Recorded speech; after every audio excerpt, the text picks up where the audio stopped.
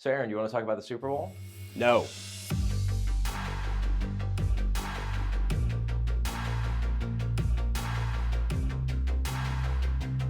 I'm Aaron Mehta. And I'm Michael Marrow. Welcome to The Breakout. Michael, it's another day in the week, which means there's another executive order to talk about. Right. This one came late Friday, and it's focused on FMS. It's another one, another stab at changing the process. Yeah, the foreign military sales, the arms exports from America. This EO leaves a lot of questions that we're going to hopefully be diving into in the coming days and weeks as we get more chance to look at it. But a few things stood out to me. The first is that it says it's going to prioritize selling weapons to countries that are spending more on their own defense. That's obviously a major change, although in line with the push by the Trump administration to have countries spend more on defense. Right. It also says it's going to create a catalog of preferred weapons that would sell. That's a different situation, kind of presenting to allies exactly what we want to sell to them.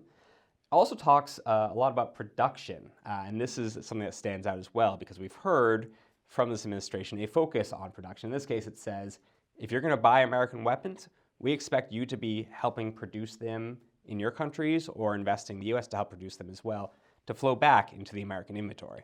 Right. So this administration has taken a carrot and stick approach to the defense industry, I think. There's talk of a $1.5 trillion defense budget next year, but coupled with that also, I think on the same day, actually, President Donald Trump also threatened the defense industry for stock buybacks and dividends. Mm-hmm. There's an executive order on that.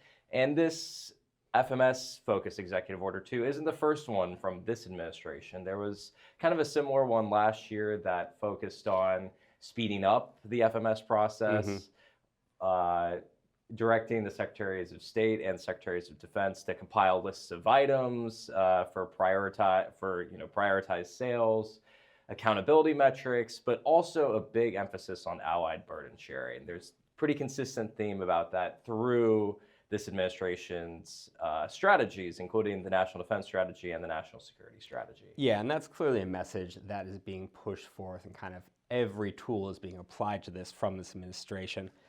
The burden sharing question is the kind of thing that would come up if, say, you're going to gather a whole bunch of American allies and partners in Europe and put them in a room to talk about national security. Well, is there something like that happening this week? There might be. We'll find out more after the break. At Leonardo DRS, our agility helps bring the ability to dominate in any scenario, on any platform, helping our warfighters accomplish the mission and get home safely. Leonardo DRS, our agility, your advantage. And we're back. Michael, let's talk about the Munich Security Conference happening in the coming days.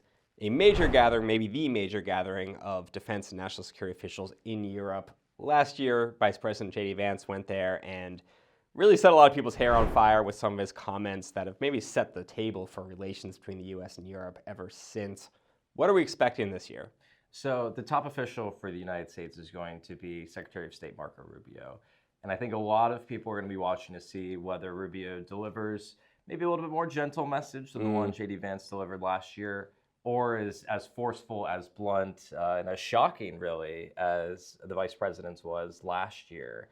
So there's going to be a lot of focus on what U.S. officials have to say there, but it's not all there is at Munich, is it?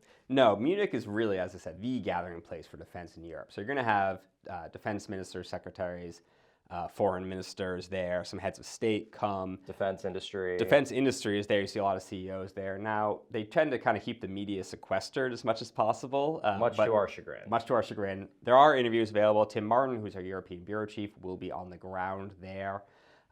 It's going to be a very interesting, for lack of technical term, vibe check on where everyone is. Because, of course, this is coming after the situation with Greenland, where President Trump has really escalated some of the rhetoric in recent weeks and actually led to European forces basically surging into Greenland as almost a, for lack of a better term, deterrence effort against the White House.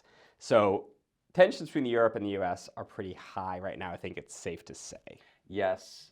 And one other thing to watch at this conference, too, that I think will be interesting is that it can sort of be seen as maybe an early preview of the 2028 U.S. presidential election. Alexandria Ocasio-Cortez, the congresswoman from New York, firebrand progressive, is slated to speak at this conference. And I think you can probably bet that she is going to lay out a left progressive foreign policy vision in opposition to the White House right now. So this may be a little bit of shadow boxing for 2028 too. Yeah, so something certainly to keep an eye on.